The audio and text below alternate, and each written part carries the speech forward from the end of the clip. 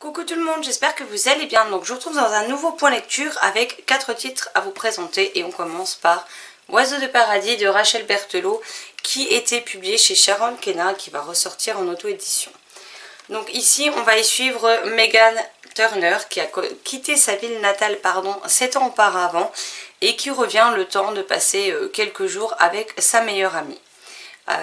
Elle va découvrir également les autres amis de sa meilleure amie, notamment Isley, qui est mon personnage chouchou de cette histoire.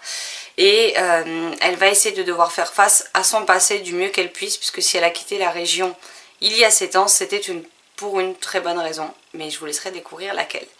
Je l'avais déjà lu ce roman avait été un coup de cœur, j'en ai une chronique sur le blog d'ailleurs, et j'avais envie de le relire, et puis Rachel voulait mon avis avant ça sur certaines petites choses, donc je l'ai relu avec grand plaisir et j'ai pris de nouveau un énorme plaisir à relire ce livre.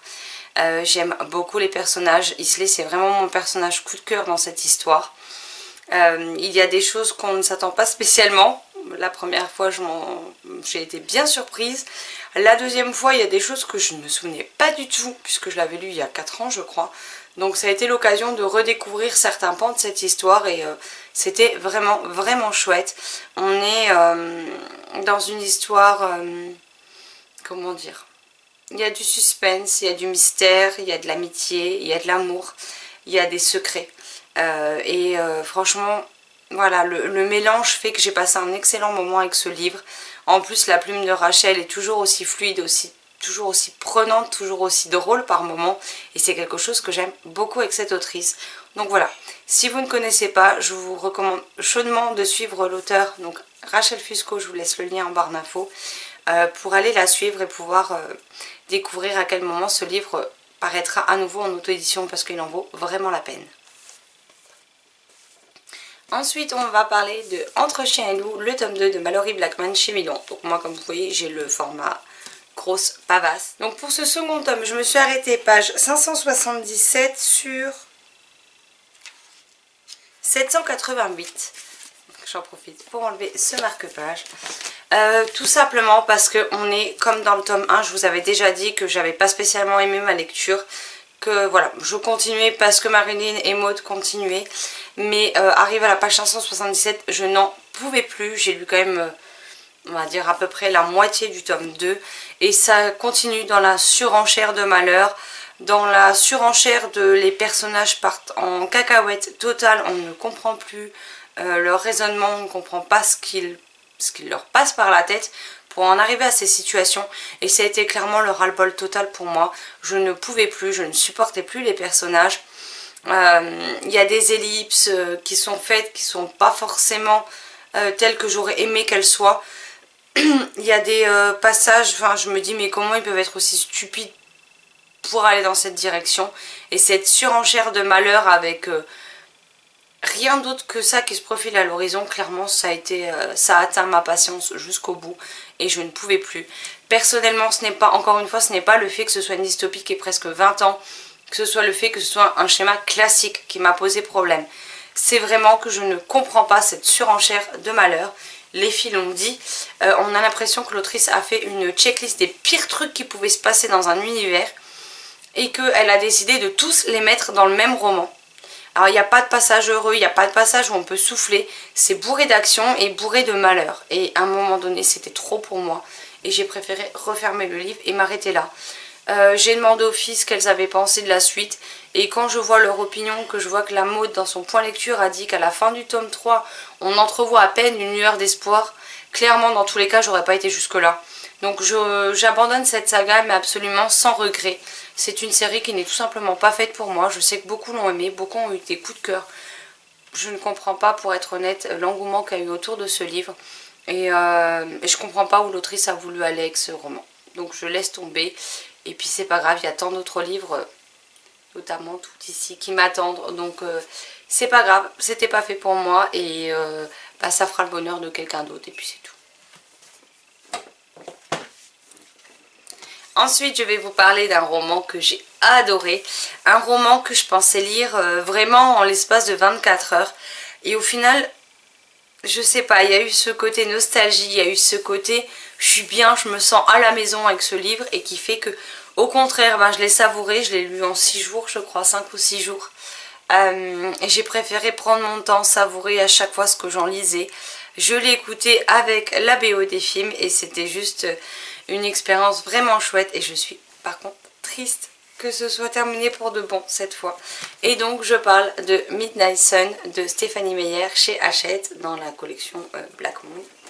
Alors collection qu'on ne voit plus trop mais ils ont ressorti avec le dos comme dans les autres et ça c'était plutôt chouette. Donc ici c'est tout simplement le point de vue d'Edward sur le tome 1 de la saga principale, donc Fascination. Ici on va, alors certes on va voir Jacob, on va voir Bella, on va voir les amis de Bella, mais on se concentre vraiment sur le point de vue d'Edward. On va avoir des explications sur certaines choses qu'on n'avait pas du tout dans le tome 1. Je pensais qu'il risquait d'y avoir pas mal de redites, pas mal de passages qu'on connaissait déjà, donc que peut-être l'engouement ne serait pas là.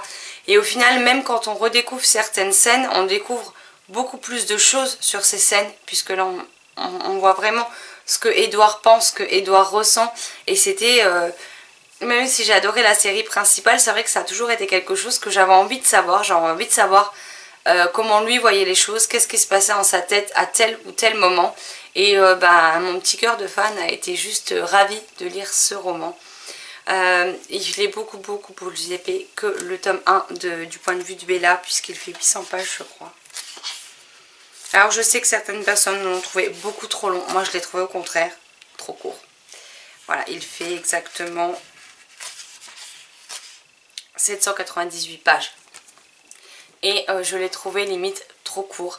Mon seul petit bémol, c'est que j'aurais aimé, vu ce qu'on découvre dans ce tome-ci, qu'on puisse découvrir les autres tomes, notamment le tome 2, puisque finalement, dans la saga principale, le tome 2, Edward et Bella sont séparés pendant un laps de temps relativement conséquent. Et j'aurais beaucoup aimé découvrir ce qui se passait dans la tête d'Edward à ce moment-là, ce qui va le conduire à Volterra, notamment. Et bon, tant pis, ce sera quelque chose qu'on ne saura pas. Mais en tout cas, c'était vraiment chouette de se replonger dans l'univers, vraiment chouette de découvrir plus Edward, de découvrir également beaucoup plus les colonnes, puisque de par le fait du don d'Edward, lire dans les pensées, hein, au cas où vous n'auriez pas tout suivi, du coup on suit vraiment les pensées, les ressentis, les émotions qui peuvent traverser les autres membres du clan Cullen, et je trouve ça vraiment chouette. J'ai aimé en découvrir plus sur Emmett, sur Carlyle, sur Esme, sur Alice également. Rosalie c'était peut-être celle qui moi me plaît moins, donc voilà, on en apprend plus sur elle, mais c'était pas le personnage qui me captivait le plus. Mais j'ai vraiment passé un excellent moment avec ce titre. Et je pense que quand je relirai la saga, à un moment donné ou un autre, je me le recaserai. Peut-être j'alternerai après le tome 1 sur celui-ci, ou peut-être que je le relirai qu'à la fin de la série, je ne sais pas. Mais en tout cas, voilà. Je sais que certains ont limite honte de dire qu'ils ont aimé Twilight. Moi, absolument pas. Je le revendique. Ça plaît, c'est bien. Ça plaît pas, c'est pareil. Je vais peut-être en choquer plus d'un au passage, mais que ce soit les films ou les livres. Je préfère même Twilight à Harry Potter, même si Harry Potter a une grande place dans mon cœur. Voilà, Twilight a une place encore plus importante et voilà. Après, chacun son ressenti, chacun son passé, chacun ses émotions. Mais moi, c'est une série que j'aime profondément et que je me relirai encore une fois avec plaisir. Et le prochain livre que je vais vous présenter est un livre qui est sorti tout récemment. Et il s'agit de Lire est dangereux pour les préjugés de Dave Connis chez Milan, que j'ai lu en lecture commune avec Marilyn et avec Maud. Donc il faut que je pense à vous mettre leurs avis en barre d'infos.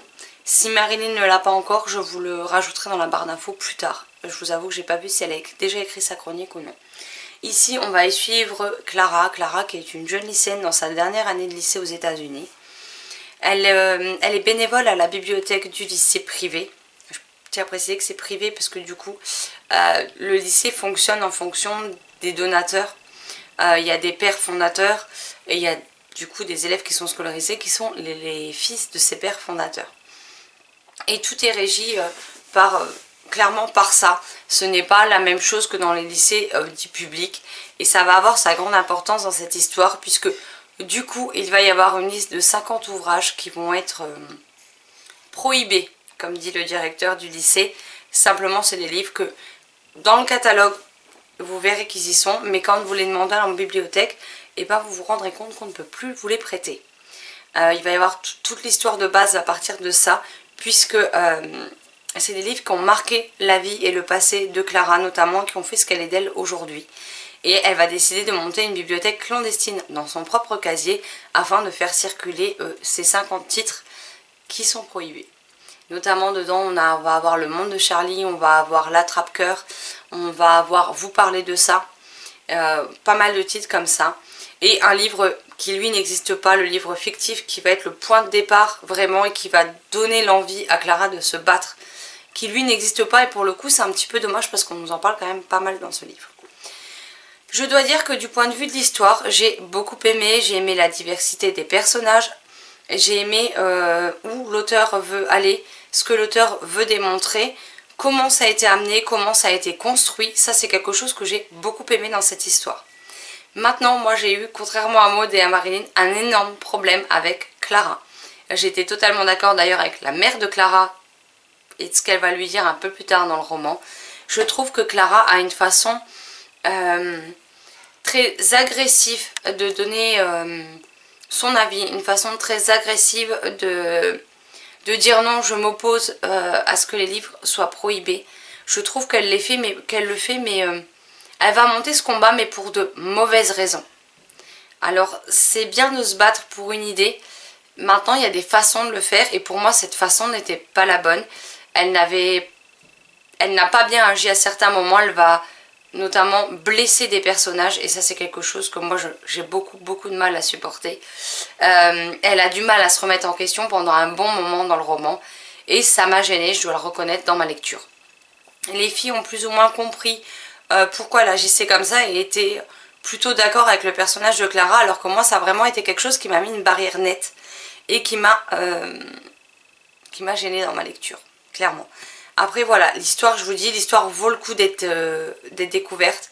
L'histoire est intéressante, j'ai aimé la façon dont l'auteur déroule son fil rouge, dont il a construit cette histoire, ça c'était vraiment chouette. La plume est plutôt plaisante, elle est plutôt agréable à lire, sur ça j'ai encore une fois pas de reproche à faire.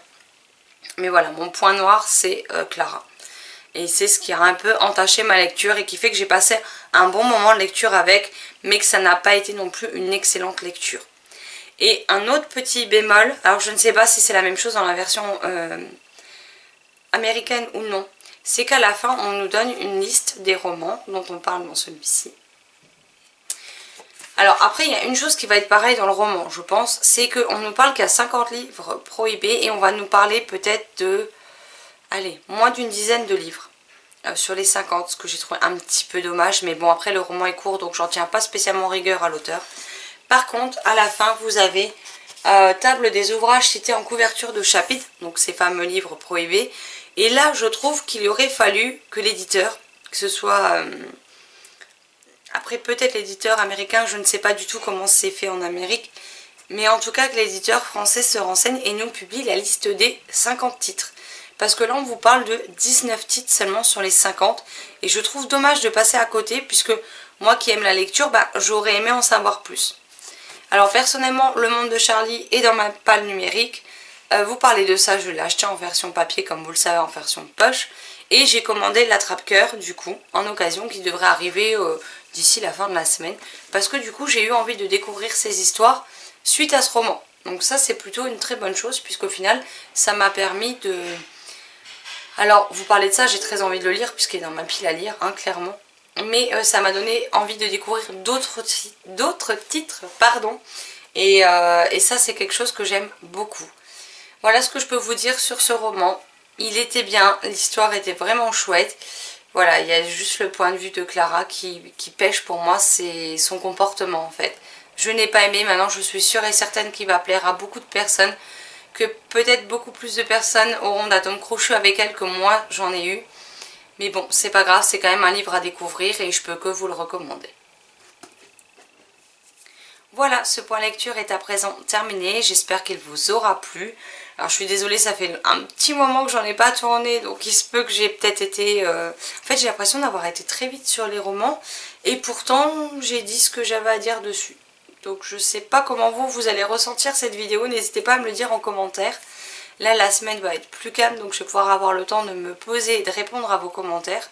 Ce qui me manque un petit peu ces derniers temps, je dois être honnête.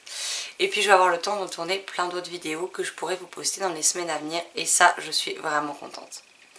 Voilà, sur ce, je vous souhaite un excellent mercredi, une excellente fin de semaine et plein de chouettes lectures. A bientôt dans une prochaine vidéo. Bye bye.